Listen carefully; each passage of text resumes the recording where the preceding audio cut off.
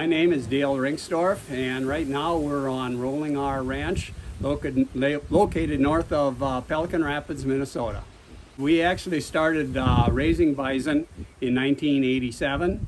I had been in the feeder pig business for a few years before that, and I wanted to use the land that I had for something, and I got the idea of raising bison.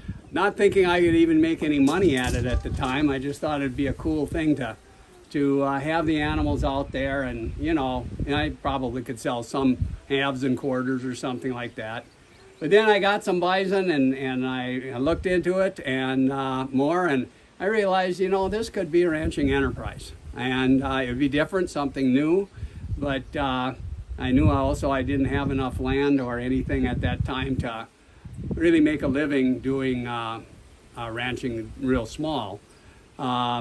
So I started looking for more land that was in the CRP and so on to supplement the haying and everything, and it just kind of grew. We started with 13 head, and now we're up to 250 cows, and finishing out and selling most of our animals to a commercial slaughter plant, and it's kind of working out, We're very fortunate to have a daughter and a son-in-law who are interested in the ranch and in ranching. I would say about 8 years ago, I was thinking, what is going to happen with it? You build it up and then you finally get to a point, and should we keep going, or should we start scaling back? And they mentioned that they would be interested in getting involved and so on. And then fortunately at that time I also was offered some more land to rent, and so then we took that on, and so now we're in a transition phase. They're kind of starting their own thing with some animals and pasture that they are renting now, and also working for me. And we hope that this transition evolves into something where Rolling R Ranch is still going 30 years from now, So it's kind of exciting, and I mean, it's very exciting to see things go on. Now, come and look around. We've got a beautiful view of a lake back here, and we can sit out on the porch in the evening after a hard day and discuss how things went and so on. And Karla and PJ are out here right now, and so we, like I said, have a beautiful view, and it's a nice view any time of the year, in the middle of winter and fall, spring, and you get this changing seasons all the time, and we like it here. We like it here a lot. We've kind of given PJ the title of the ranch manager, and he's learned things really quick, and I'm doing less and less every year. I have it now where if I don't want to do it, PJ has to do it. So it's kind of semi-retirement for me, but it's fun. I still get to do what I enjoy, but I don't have to do the things I don't enjoy. They'll show you all kinds of things that we've implemented here, with like rotational grazing. We're very much into regenerative agriculture, trying to improve the land through natural ways of grazing and utilizing the animals. The bison is a grazing, and microbes in the soil, enhancing them so that the land becomes more productive. We never untill the soil. Once it's in grass and it's pasture, we leave it that way. So we're also into carbon sequestration, and I like to think that we do things right. I really strive, and PJ is into that full bore too, to try and do things right and make this world a better place once we're done farming it. If you guys want to go look at the ranch now, or the buffalo herds out there, and PJ can talk about the fencing and the cross fencing and the movement of the animals and all that, I think you'll find it very interesting. Let's do it. Awesome. All of this land right here is in fish and wildlife, and so it will never be developed. So it's nice to live knowing that you're not going to have houses built next door to you in the near future, I guess.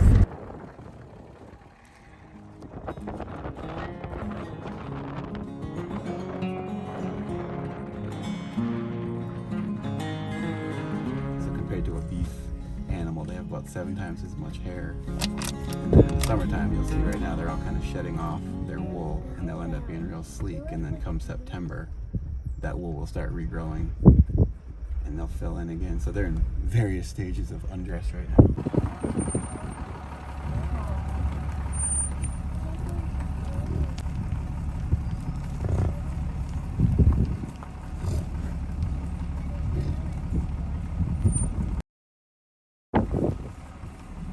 We work with the local gravel companies, and so they have already mined this land, taken the gravel out of it, and then they reclaim it, pushing the topsoil back on, and then we bring the animals in and recreate the grassland that would be there. And so we are partnering with them to make that back into this. It's about a 4 square mile area here that has some of the best gravel in the country. And so Strata, Aggregate, Tony Coast, and a number of other companies come in and mine the land for the gravel. And then when they're done with it, we'll come in and reseed it and bring it back to grassland.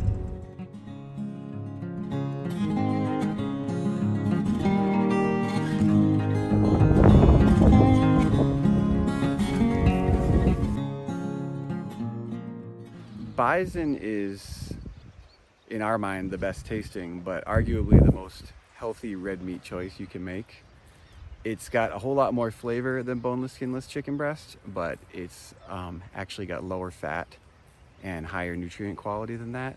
So it's a very heart healthy choice. And when you're choosing it, it's not just healthy for you, it's healthy for the environment. The way we raise the animal, the way we graze the animal is benefiting all of our grasslands.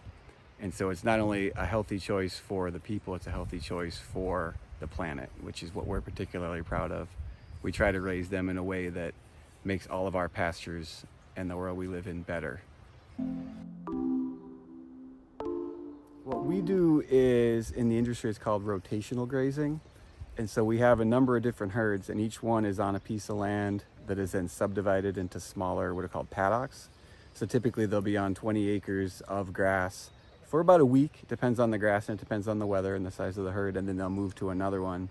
So with the 8 paddock rotation, they'll eat down the grass on one piece, and then that piece of grass will rest for 2 months before they get back to it. So if we do 2 rotations during the summer, that grass sees the bison twice, and it gets the benefit of being eaten down and all the trampling and the dung that they bring to it. And then the rest period allows it to regrow, and it actually comes back healthier each year that we do that. And so it involves a lot of fencing, but it does a tremendous amount of good for the grass.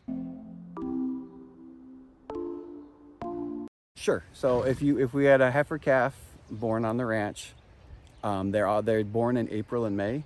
Our animals, the bull stays with the herd year round, and our animals will cycle, and then they'll all have their babies in what amounts to late spring in Minnesota. So they have it late April through May was calving season. The calving is all done out on the pasture.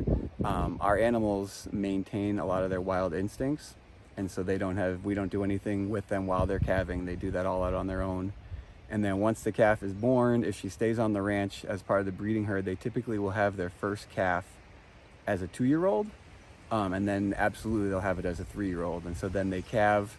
If they're going to stay in the breeding herd, they typically will calve for up to about 20 years, and they'll have a calf each year through that 20 years. And then while they're living as a part of the breeding herd, they live out on the grass on the pasture. In the wintertime, we supplement their feed with grass hay that we put up right here on the ranch. So it's a lot of the same grasses that they'll have in the summertime that we bale up and feed to them through the winter. So they're raised on grass, and then if it wasn't a heifer, if it was a bull that we were going to finish for meat, they'll be raised on grass, and then we finish them on a grain diet, which helps to give a consistent meat product for the people that are going to be eating it.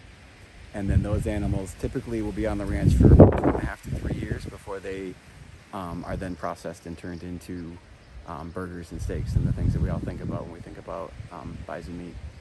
I think that the image of a bison as a wild animal is absolutely accurate, but the kind of wild they are, I think, is often misinterpreted. You see a lot of videos of them charging cars in Yellowstone and people getting hurt on the trails in Yellowstone, and really, like any other wild animal, they would rather be away from us than anywhere near us.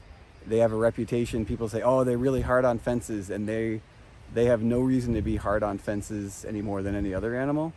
And so management wise, if we manage them like a wild animal who's out on that pasture, if they have everything they need, they're actually a lot less work than a lot of other livestock. They're very independent. They take care of themselves. They take care of their babies. All the things that they're doing as a natural process that we don't need to be involved in means raising bison in a lot of ways can be less work. We're thinking about the future and where we want Otter Tail 23 meets to go. So I feel like my dad and PJ have a really good handle on the ranch and the day-to-day operations. But PJ and I spend a lot of evenings talking about different ways that we can promote eating local and also eating local bison. And so, you know, marketing and just gaining that enthusiasm about Otter Tail 23 meats, I guess. Currently, you can go on our website and order a whole, half, quarter, or just individual products from us. And then also Pelican Rapids, Larry's supermarket. Mark has been wonderful to work with. He has all cuts there. And then also Manna Food Co-op in Detroit Lakes is carrying our product, and they have patties and all sorts. Also, Pelican Hills Resort on Pelican Lake is also selling our product as well. So we have 3 places right now, and we're looking for other places to put our product and also reach out to us, and we have things to sell. Be a rancher. It's living the good life, I guess. I mean, your kids are on hay bales. You know, it's a job that doesn't stop, but a job that you're never really exhausted from because it's just a lifestyle. So they're starting to understand the benefits of eating bison and the benefits not only of eating it, but what that kind of decision and what purchasing bison does for the environment and for the small ranchers like ourselves who raise the animals. So I think that the future for the industry is really bright, and I think that as a ranch involved in that industry, we're going to continue to see the benefits of informed consumers who are making decisions for their health that then it turns to them eating more bison meat. And so if you can eat local bison, local beef, local eggs, that's not only better for your health, but also better for your carbon footprint. And so we just want to promote that lifestyle. If anybody wants to learn a little bit more about the ranch, they can visit our website. The easiest way to find that is to Google Otter Tail 23 Meats and it should come right up. Otherwise, it's breenenterprises.com, and we talk about not only Otter Tail 23 Meats, but also the ranch and the history of how we got to where we are. Do you guys want to say anything, Don't Mary Beth? forget to check out Ranch Girls. How do we find Ranch Girls? Go on YouTube and look up Ranch Girls and subscribe. Thanks for watching. Bye.